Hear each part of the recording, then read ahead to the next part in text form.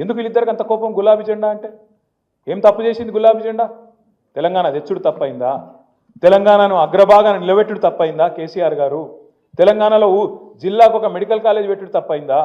ప్రతి ఊరును బాగు చేసుడు ఇంతకు నరోత్తం రెడ్డి చెప్పినట్టు ప్రతి ఊరును బాగు చేయాలని చెప్పి జాతీయ స్థాయిలో 30% పంచాయతీ అవార్డులు గెలుచుకునే స్థాయికి తెలంగాణ తీసుకుపోవడం తప్పైందా? ఇంటింటికి నల్లా పెట్టి దేశానికి ఆదర్శంగా నిలబడడం తప్పైందా? మిషన్ కాకతీయ పెట్టి అన్ని చెర్లను బాగా చేసుడు తప్పైందా? ఏం తప్పు చేసిండు కేసీఆర్ గారు? రైతు బంధు తెచ్చి భారతదేశంలో పీఎం కిసాన్ అని ప్రధానమంత్రి నరేంద్ర మోడీ వెటతందుకు ప్రేరణగా నిలిచుడు తప్పైందా? ఏం తప్పైంది? యాదాద్రి గుడిగట్టుడు తప్పైందా?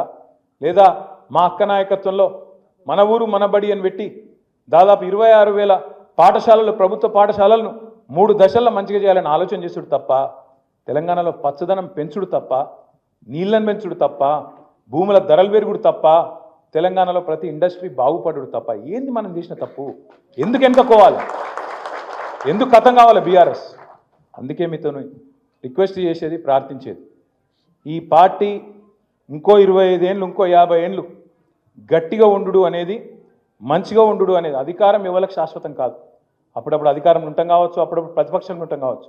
ఎట్లున్నా ఈ గులాబీ జెండానే తెలంగాణకు శ్రీరామ రక్ష. ఇది మనం మర్చిపోవద్దు. ఈ గులాబీ జెండానే తెలంగాణకు గుండె ధైర్యం. ఇది ఉన్నంతకాలం తెలంగాణ గలం విప్పుతూనే ఉంటుంది. గలం విప్పుతూనే ఉంటుంది. నేను ఉత్తగానే అంటలేను. మూసీ అని చెప్పి మూసీలో మీ రాజేంద్ర నగర్ నియోజకవర్గంలోని హైదర్ షా కోట్లో పక్కనే బౌద్ధుర్పురాలో కిషన్ బాగ్లో ఇష్టం వచ్చినట్టు అరాచకం చేస్తుంటే అడ్డుకున్నది ఈ గులాబీ జెండానే, మర్చిపోవద్దు.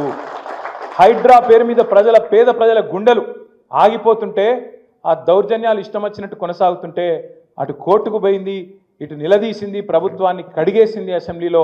ఇదే గులాబీ జెండా, మర్చిపోవద్దు.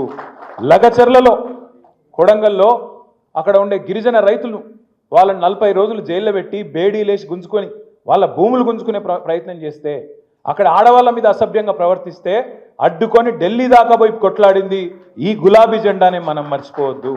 నిన్నగాక మొన్న సెంట్రల్ యూనివర్సిటీ విద్యార్థులు కంచెగచ్చిబౌలిలో కొట్లాడుతుంటే వాళ్ళకు అండగా నిలబడ్డది ఎవరు? ఈ గులాబీ జెండా కాదా?